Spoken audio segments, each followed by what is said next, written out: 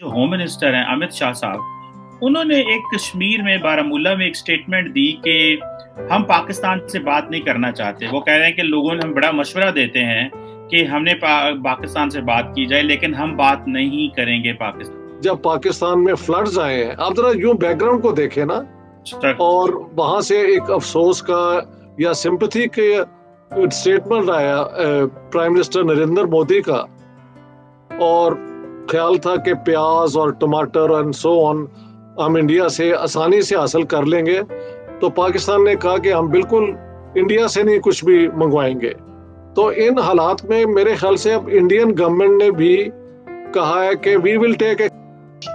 पाकिस्तान के लिए अमेरिका ने एक एडवाइजरी जारी की कि पाकिस्तान में टेररिज्म बहुत है, खासतौर से बलूचिस्तान और खैबर पख्तूनख्वा एरिया में, और अमेरिका के जो नागरिक हैं, अमेरिका के जो सिटीजन हैं, वो पाकिस्तान ट्रेवल करते हुए एहतियात बरतें। अफेयर्स मिनिस्ट्री ऐसी एडवाइजरी जारी कर रही है।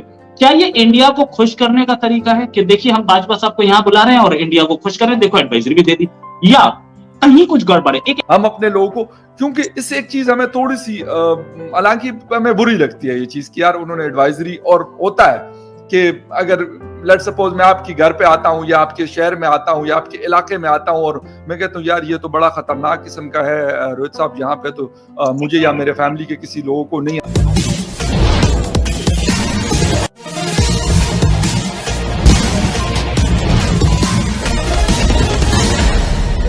पाकिस्तान को खुलकर अब भारत ने उसी की भाषा में जवाब देना शुरू कर दिया है, और इसकी शुरुआत जम्मू कश्मीर से ही, जिसे पाकिस्तान अपना मानता है, वहीं से भारत के गृह मंत्री अमित शाह ने कर दिया है। और इस पर भारत को अमेरिका की मदद भी मिली है, और अमेरिका ने भी अब पाकिस्तान में अपने नागरिकों को जाने से मना कर दिया है, पाकिस्तान को एक आतंकी देश मान लिया है। क्या है असल हकीकत, सुनते हैं कि जो होम मिनिस्टर हैं अमित शाह साहब, उन्होंने एक कश्मीर में बारामूला में एक स्टेटमेंट दी कि हम पाकिस्तान से बात नहीं करना चाहते। वो कह रहे हैं कि लोगों ने हम बड़ा मशवरा देते हैं कि हमने पाकिस्तान से बात की जाए, लेकिन हम बात नहीं करेंगे पाकिस्तान से।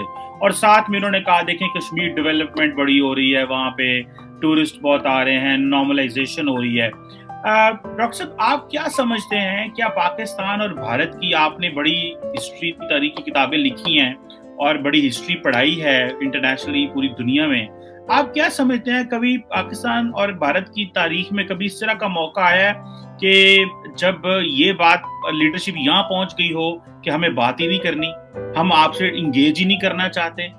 आप इसको कैसे देखते हैं सर, इसको अमित शाह साहब की स्टेटमेंट को और पाकिस्तान की और भारत की हिस्ट्री? जब पाकिस्तान में फ्लड्स आए हैं, आप जरा यूं बैकग्राउंड को देखें ना, और वहां से एक अफसोस का या सिंपैथी के स्टेटमेंट आया प्राइम मिनिस्टर नरेंद्र मोदी का, और ख्याल था कि प्याज और टमाटर एंड सो ऑन हम इंडिया से आसानी से हासिल कर लेंगे। तो पाकिस्तान ने कहा कि हम बिल्कुल इंडिया से नहीं कुछ भी मंगवाएंगे। तो इन हालात में मेरे ख्याल से अब इंडियन गवर्नमेंट ने भी कहा है कि we will take extreme positions.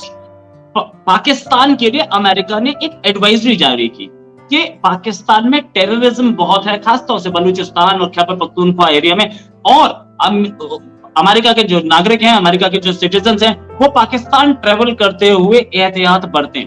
जिस तरीके से अनफॉर्चुनेटली थोड़ा सा खैबर पख्तूनख्वा में दोबारा से हमें चीजें नजर आ रही हैं, तो हम तो यहाँ पे बैठ के चले, हम तो हैं इस कंट्री के रहने वाले, हम या खैबर पख्तूनख्वा के रहने वाले, तो हम तो अपने इलाका या वो चीज नहीं छोड़ सकते।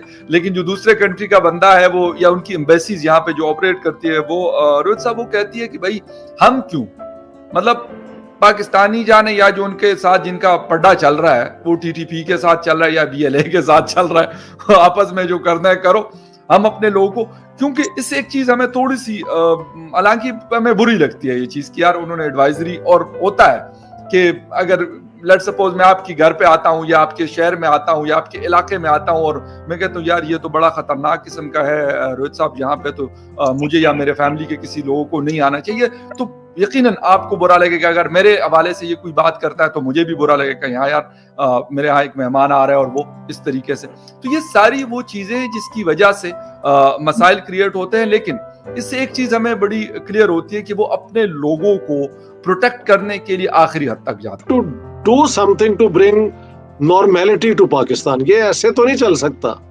या तो ये इलेक्शन कॉल कर लें, जल्दी से जल्दी अनाउंस कर दें अगले साल के शुरू में कहीं, बजाय कि अगस्त में जो कहते हैं होंगे, ताकि किसी तरीके से तो पॉलिटिकल जो है सिचुएशन पाकिस्तान की नॉर्मल हो और लोग उसकी तैयारी में मसरूफ हो जाएं, कोई नया रुख ले पाकिस्तान की सियासत। यही मुझे एकदम नजर आता है कि डोमेस्टिकली हम क्या कर सकते हैं। बिल्कुल डॉक्टर साहब, आपने पाकिस्तान की मिलिट्री के ऊपर भी किताब लिखी और बड़े गहरी नजर रखते हैं पाकिस्तान की मिलिट्री हिस्ट्री के ऊपर जी। ये वक्त जो उसमें हम 2022 में हम हैं और 2023 में हम जाने वाले हैं कुछ महीनों में, लेकिन पाकिस्तान के अंदर जो इस वक्त पाकिस्तानी मिलिट्री है वो तो चाहती है भारत से एंगेजमेंट हो, लेकिन सियासतदान नहीं चाहते। सियासतदानों की जो है वो आपस में मामलात खराब है। तो इसको आप कैसे देखते हैं कि मिलिट्री, क्या कभी माजी में ऐसे हुआ कि मिलिट्री, क्योंकि माजी में मिलिट्री के ऊपर क्वेश्चन लगते रहे हैं, एस्टैब्लिशमेंट के ऊपर क्वेश्चन लगते रहे हैं कि जी वो इंडिया से बात नहीं करना चाह रहे, लेकिन अभी जो मसला है वो तो सियासतदानों का हुआ, फिर तो सियासतदानों का ही हुआ है। अब जो इन्होंने जाके तकरीरें की हैं जनरल असेंबली में, तो वही तो प्रूव करने की कोशिश की है कि इंडिया जो है वो gross human rights violation Kashmir में कर रहा है, इलीगल ऑक्यूपेशन, यूएन रेजोल्यूशंस जो पहले हम राग अलापते थे वही हमने बिल्कुल वैसे किया। तो इंडिया के फिर जो मैंने फिर उनके भी जवाब सुने, उन्होंने हमारी डिटेल्स पूरी दे दी। ये बलूचिस्तान में हो रहा है, ये कादियानियों के साथ हो रहा है, ये हिंदू लड़कियों को उठा के ले जाते हैं, और बलूचिस्तान की सिचुएशन, फाटा की, वो सारी बातें वो कर देते हैं। तो ये जो है ना, इस किस्म की जनरल असेंबली में जाके कश्मीर के हवाले से और इंडिया पे अटैक करना जो है वो इट्स लीड्स नोवेयर। पाकिस्तान को अपने इंटरेस्ट में इस सारे स्टांस को बदलना पड़ेगा। कोई दुनिया में पाकिस्तान की बात सुनने को तैयार नहीं है। आप भी जानते हैं और मैं भी जानता हूं, पाकिस्तान को डोमेस्टिकली अपनी पॉलिटिक्स को करेक्ट करना पड़ेगा, और उसके अंदर इमरान खान और जो इसको हुकूमत है उनको किसी टेबल पे तो लाए ना कि अगले हम 6 महीने में इलेक्शन करवा लेंगे या व्हाटएवर, वो वहां पे कोई बात ही नहीं हो रही। सो पाकिस्तान की ऑप्शंस जो है वो मुझे कोई और नजर नहीं आती कि सवाए ये कि कोई डिक्लेयर कर दिया जाए कि कब ये नए इलेक्शंस होंगे, ताकि एक नया रुख पाकिस्तान की सियासत को दे सकेंगे। मिलिट्री अगर वाकई अब डायलॉग चाहती है और कहते हैं कि पाकिस्तान में मिलिट्री का बहुत इन्फ्लुएंस है, तो वो फिर लेना ये पूरी रिस्पॉन्सिबिलिटी और कहे कि नहीं, in the best interest of Pakistan हम ये कश्मीर के इशू को बुनियाद नहीं बताते डिस्कशन के, and we want to have a dialogue. India अब उससे बहुत आगे निकल चुका है और इंडिया अपने पावर पे खड़ा है। रशिया से भी अच्छे मेंटेन कर रखे हैं रिश्ते और अमेरिका से भी कर रखे हैं। तो इस पॉलिटिकल एडवाइजरी को निकाल के क्या क्या हासिल करना चाह रहा है पाकिस्तान? इनफैक्ट जो F-16 की बात करें, 48 साल पुराना प्लेन है। 48 साल पुराने प्लेन को आप अपग्रेड भी कर लोगे तो साइकिल से वो मोटरसाइकिल थोड़ी बन जाएगा। उससे इंडिया को प्रॉब्लम भी नहीं है। प्रॉब्लम इससे है कि जिस तरीके से आपके एम्बेसडर जाकर के आजाद कश्मीर बोल रहे हैं, उस पे ऑब्जेक्शंस हैं। तो ये पॉलिटिकल एडवाइजरी से आपको क्या लग रहा है? अमेरिका क्या इंडिया को खुश करना चाह रहा है या क्या पॉलिटिकल एडवाइजरी जैसे ये 3 दिन पहले क्यों नहीं है? मेरे ख्याल से इंडिया शायद इस बात पे, आई डोंट थिंक सो कि इंडिया के लिए कोई बहुत मतलब मैटर ऑफ कंसर्न है एडवाइजरी वाला, मेरा नहीं ख्याल। हाँ, एक चीज हुई है कि पिछले जब से ये नई हुकूमत, अब तो खैर नई हुकूमत नहीं है, 11 अप्रैल से आई हुई है, ऑलमोस्ट 3-4 महीने इनको हो गए, तो इसके बाद अमेरिका के साथ हमारे जो रिलेशंस हैं वो कदरे बेहतर हुए हैं। क्योंकि उससे पहले बिल्कुल वो लोग कहते हैं जीरो पे थे, मैं कहता हूँ जीरो से भी नीचे थे, क्योंकि एक तो उनका मतलब एम्बेसडर लास्ट 3 और 4 ईयर से नहीं था पाकिस्तान में। इसके साथ साथ उनका जितना भी मतलब बातचीत थी हमारे साथ, वो मुकम्मल तौर पे बिल्कुल बंद थी। वो कोई बात नहीं करते थे, कुछ भी नहीं होता था, आना जाना सब कुछ।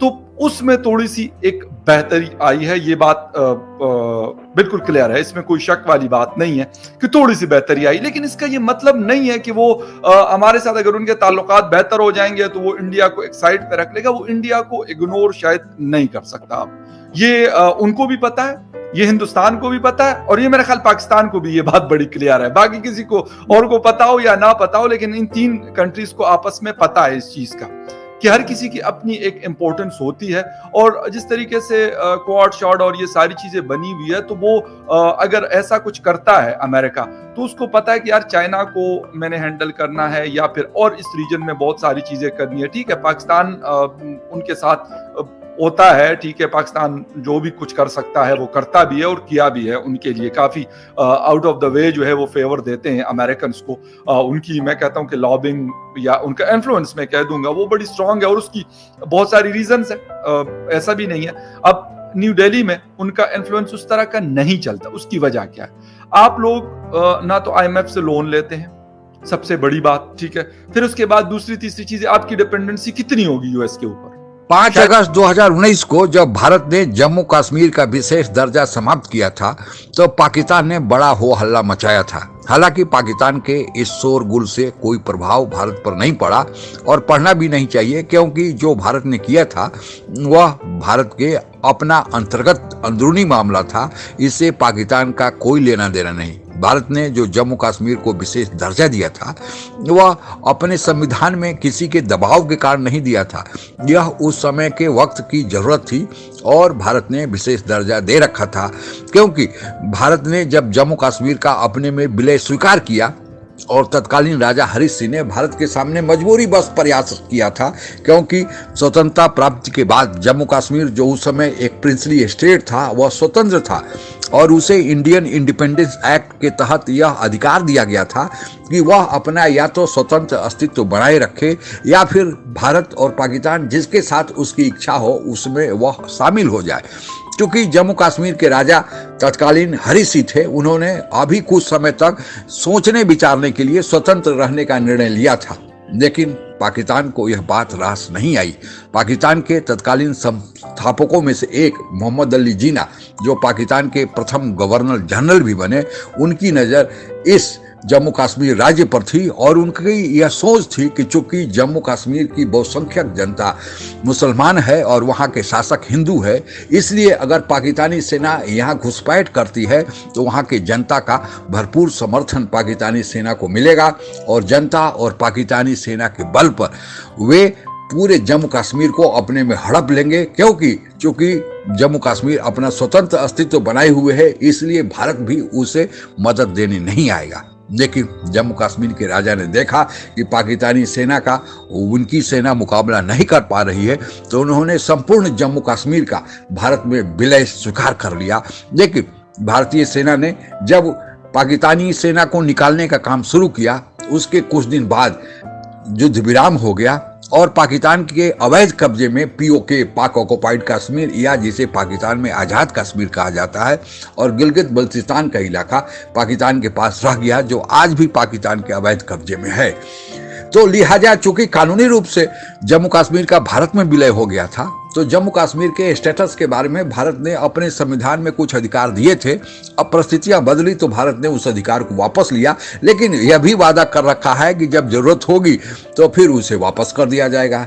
लेकिन पाकिस्तान ने भारत विरोध में यह अंधाधुंध शोरगुल मचाया और भारत से एक तरफा व्यापार बंद करने की पेशकश कर दी। हालांकि भारतीय सामान भारत से दुबई के रास्ते पाकिस्तान में आते हैं और कई गुना ऊंचे दाम पर बेचे जाते हैं।